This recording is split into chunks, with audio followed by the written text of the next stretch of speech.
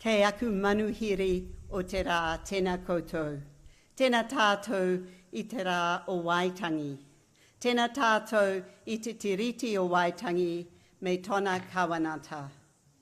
No mai haere mai rā ki te whare kawana o Tamaki Makaurau. Welcome to Government House Auckland, to the Prime Minister, the Right Honourable Jacinda Ardern, to the Dean and members of the Diplomatic Corps, to His Worship the Mayor of Auckland, the Honourable Phil Goff, and to all of you, our guests from right across New Zealand. David and I are delighted to share our National Day with you all.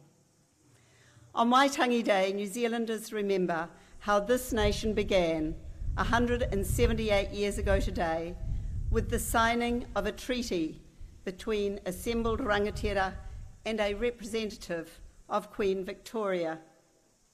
We reflect on the unique treaty partnership formed that day and how it has evolved into the 21st century. The Governor-General's Waitangi Day speech is called the Bledisloe Address in honour of Lord Bledisloe. He was Governor-General between 1930 and 1935.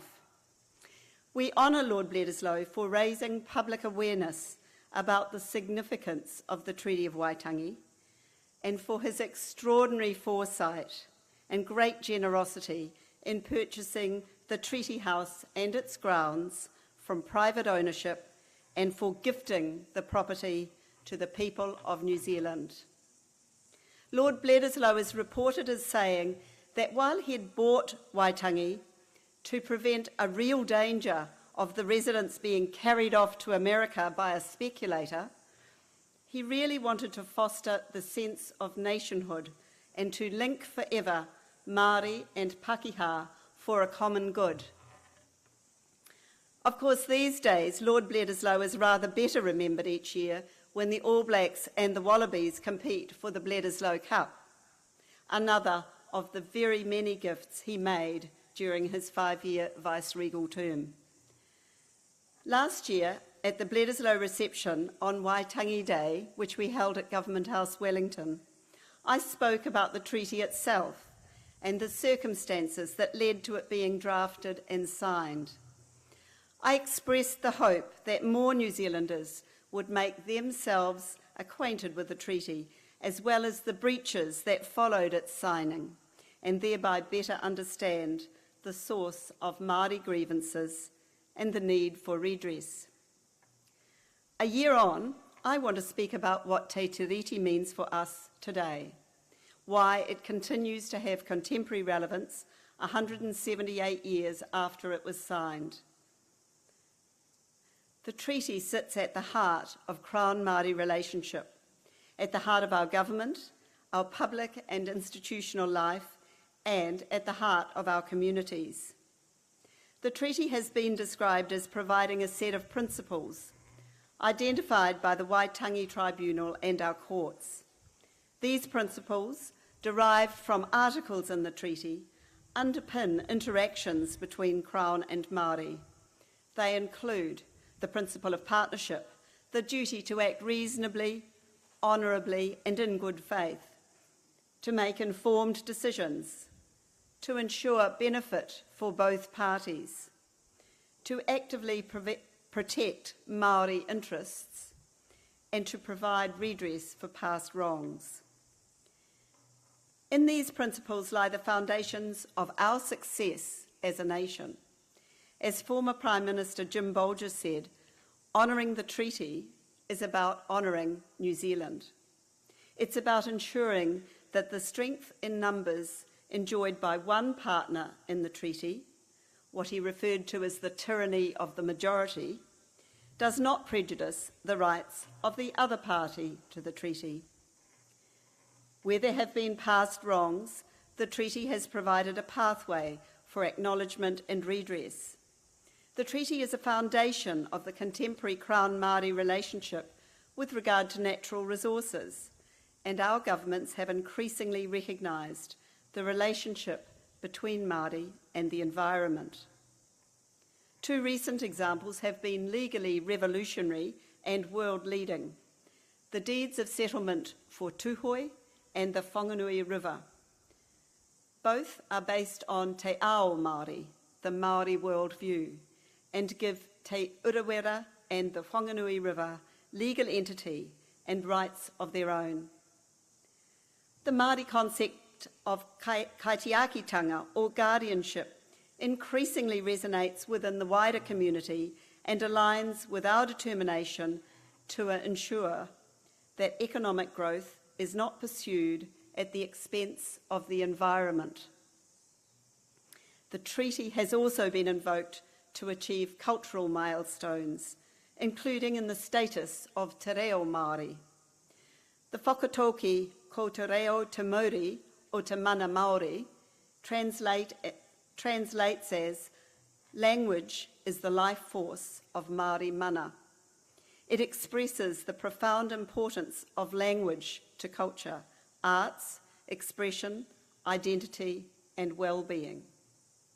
In the 20th century, generations of Māori were punished for speaking their language at school, so it was not surprising that the number of fluent speakers steadily declined. In 1985, the Waitangi Tribunal found that the treaty ensured a place for two peoples, but for this promise to be achieved, there needed to be a recognised place for the languages of both partners. A series of groundbreaking government initiatives followed, including the declaration of te reo Māori as an official language of New Zealand, the establishment of Te Taura Whiri I Te Reo Māori, the Māori Language Commission, and Māori Television, and government support for kura kaupapa and whare wānanga. In each of these milestones, we see treaty principles providing a foundation for progress. Today, over 19,000 school students are taught the curriculum principally in te reo Māori, and more schools every year are offering te reo Māori as a language subject. The fact that we do not have enough teachers of te reo Māori to meet the demand is both cause for celebration and concern.